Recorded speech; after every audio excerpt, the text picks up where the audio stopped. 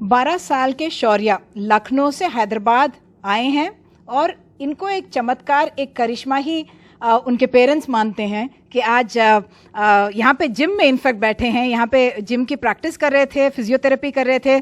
आप लखनऊ से जब यहाँ पे आए तो कोविड की भी डायग्नोसिस नहीं थी, लेकिन कोविड हुई थी। जी, कोविड हुआ था, लेकिन हम लोगों को पता नहीं चला। May be he was asymptomatic, तो हम लोगों को पता नहीं था कोविड हुआ है। और किसी भी टेस्ट में कोविड पॉजिटिव आया नहीं है।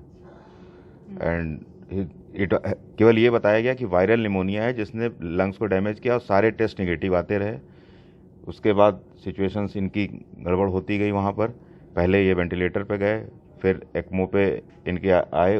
देन वो लखनऊ में जो पल्मोलॉजिस्ट थे इनके डॉक्टर बीपी सिंह साहब, उन्होंने कहा कि you need a better hospital and better doctor, and for that उन्होंने सजेस्ट किया कि आप किम्स जाइए, डॉक्टर टावर के, and he will take care of better. We came over here, हम यहाँ आए और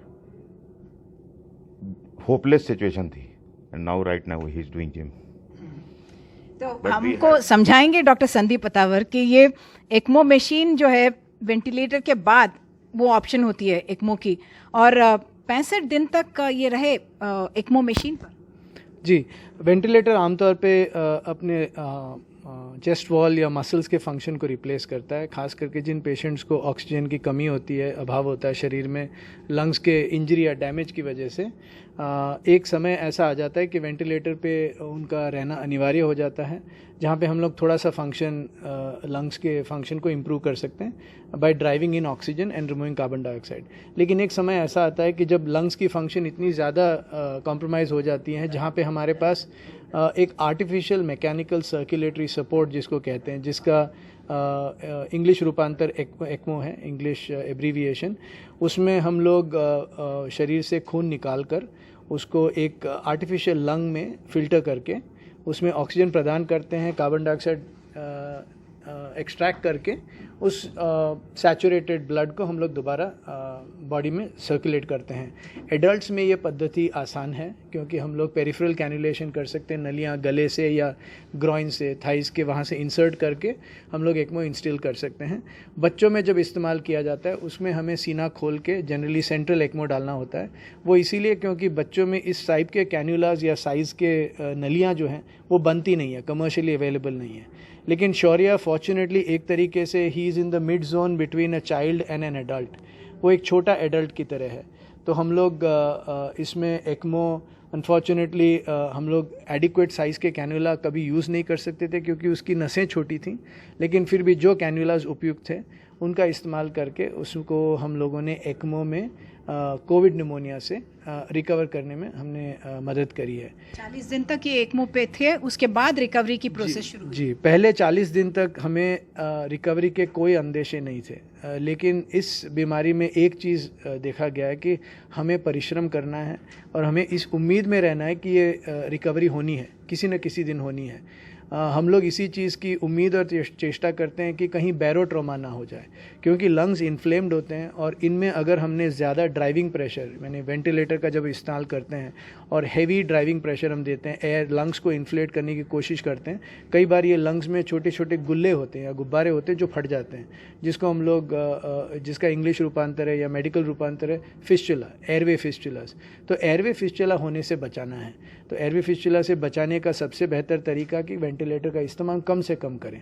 तो इन बच्चों में या इन एडल्ट्स में अर्ली ट्रैकेओस्टमी करके उनको मिनिमम वेंटिलेटरी सेटिंग पे रखना ताकि लंग्स में इंजरी ना हो, लंग्स में ऑटोमेटिक रिकवरी हो, उस लंग के फंक्शन को पूरी तरह से एक्मो पे ट्रांसफ़र करना, एक्मो को लंबे समय तक चलाना। साथ साथ में क्योंकि इतनी सारी नलियाँ होती है शरीर में, यूरिनरी कैथेटर रहता है, फीडिंग ट्यूब रहता है, ट्रैकेओस्टमी रहता है, हमें हर एक ऑर्गन सिस्टम को और ब्लड को मॉनिटर करना होता है कि किसी भी तरह से कोई भी प्रकार का इन्फेक्शन अगर आए तो उसको हम लोग काउंटरैक्ट करें।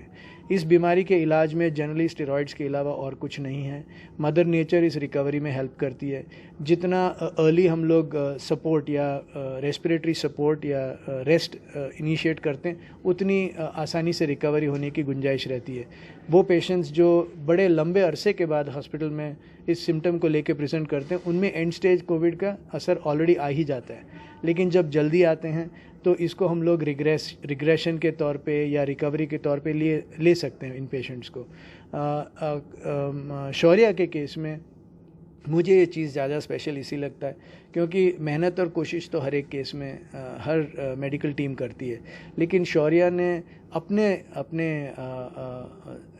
अपने निजी तौर पे उसने बहुत ज़्यादा कॉन्फिडेंस रखा उसकी रिकवरी पे और उसकी कोऑपरेशन सबसे ज़्यादा रही। एक छोटे बच्चे से ये एक्सपेक्ट करना कि वो बिल्कुल स्थिर रहे, हिले ना, ताकि कैनुलाज ना हिले, नलियों को ना खींचे, गुस्सा ना दिखाएं, रोए नहीं, इमोशनल आउटबर्स्ट ना करें, इस बच्चे ने ऐसा कुछ नहीं किया।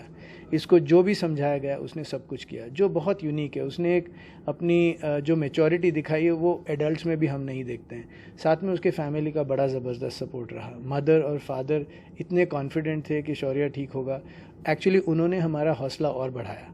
एक मेडिकल टीम के तौर पे जब हम बच्चों को सफ़र करते देखते हैं, ख़ास करके वो जब अवेक होते हैं, तो ये हमारे लिए भी बहुत पैरालाइजिंग और इमोशनली डिस्टर्बिंग फीलिंग होता है। हर रोज़ हम सोचते हैं कि शायद आज कोई उम्मीद की किरण दिख जाए, और 40 दिन तक आपको जब कुछ नज़र नहीं आता है तो आप ट्रांसप्लांट के तौर पे सोचने लगते हैं। और इसके बारे में हमने फैमिली से डिस्कस भी किया था कि ट्रांसप्लांट इस सिचुएशन में बहुत मुश्किल होगा, आउटकम का हमें अंदाज़ा नहीं है। हमने कभी किसी बच्चे को कोविड के साथ ट्रांसप्लांट नहीं किया है, लेकिन ये सारी चीज़ों को मद्देनज़र रखते हुए ये हम लोग जानते थे कि हमारे पास एग्ज़िट एक ही है, या तो हम रिकवरी दिखे हमें या फिर ट्रांसप्लांट के तौर की तरफ हम जाएं। फॉर्चुनेटली 40 दिन के बाद उम्मीद की किरणें दिखने लगी, रिकवरी के कुछ आसार आए, लंग्स के फंक्शन में सुधार होने लगी, और उसके बाद जो तेज़ी से उसने अग्रसर प्रगति करी उसने अपने क्लिनिकल कंडीशन में, 65 दिन के आसपास हम उसको एक्मो से हटा सके। और ये हमारे लिए एक बहुत ही यादगार दिन है, क्योंकि उसके बाद जो शौर्या ने अपना जो एफ़र्ट दिखाया वो दुगना हो गया। फिजियोथेरेपी की उसकी एफ़र्ट बढ़ गई, डाइट में उसने कभी हिचकिचाहट नहीं की, जो उसको खिलाया गया वो खाता रहा। मदर और फादर ऑब्वियसली वो लोग बहुत इनकरेज हो गए, और उसका रिज़ल्ट आप यहाँ देख रहे हैं। पर इसका सबसे ज़्यादा श्रेय मैं कादर, दुरई और हमारे फिजियोथेरेपी की टीम को और हमारे नर्सिंग टीम को देता हूँ, क्योंकि डॉक्टर्स अपना काम करते हैं, लेकिन 80 से 90% जो इलाज है वो हमारे पैरामेडिकल स्टाफ, फिजियोथेरेपिस्ट और नर्सिंग ही करते हैं दुनिया भर के अस्पतालों में। और श्रेय हम जैसे डॉक्टरों को जाता है, जो मुझे लगता है कि सही नहीं है। तो मेरे ख्याल से एक मेडिकल टीम में इनका योगदान बच्चों के या एडल्ट्स के रिकवरी में सबसे ज़्यादा होता है, और मैं उनको सलाम करता हूँ। Thank you so much. आपने जो बोला वो बहुत सही है। जैसे आपने हौसला दिखाया, आप इनके साथ काम करते थे, फिजियोथेरेपी वगैरह करवाते थे इनसे। He's actually motivated, ma'am. Whatever we are telling, he following and just to trying everything. Everything upon our seniors and doing whatever he telling. He's a driving force. Seniors are our driving force. Whatever telling, he start to doing every activity. Without him confidence, nothing will possible. Okay, तो आपको सबसे ज़्यादा शौर्या का जो quality है वो आप दिखा रहे हैं, कह रहे हैं। आपको क्या कहना है? आपका टीम आपके साथ था, इसलिए आप धोनी की तरह आगे निकल गए, सक्सेस। धोनी इनके अपने पर्सनल हीरो हैं। अगर टीम नहीं होती तो शायद से इधर नहीं होता, मतलब थोड़ा लेट हो सकता था। ओके, मम्मी पापा के साथ साथ कौन कौन थे आपके साथ इस जर्नी में, जिन्होंने आपको हिम्मत दी और आज आप रेडी हैं घर वापस जाने के लिए? और मेरे ब्रदर और मेरे चाचू। ओके, आप MS धोनी के बहुत बड़े फ़ैन हैं, आप उनसे क्या कहना चाहेंगे? कि आप जल्दी से ट्राई करिए कि फ्री हो और मुझसे ज़रूर मिलना। ओके, आई एम होपिंग कि धोनी भी आपकी बात सुन रहे होंगे और आपसे जल्द से जल्द मिलने को आ जाएंगे। शौर्या की कहानी बहुत इंस्पायरिंग है, और उसके साथ साथ जैसे डॉक्टर ने कहा, न सिर्फ डॉक्टर्स और यहाँ की मेडिकल फैसिलिटीज़, बल्कि यहाँ की जो पैरामेडिकल टीम है उन्होंने बहुत योगदान दिया है शौर्या के आज के रिकवरी और कंडीशन के लिए। हैदराबाद से कैमरा पर्सन नागराजू के साथ उमा सुधीर, NDTV इंडिया के लिए।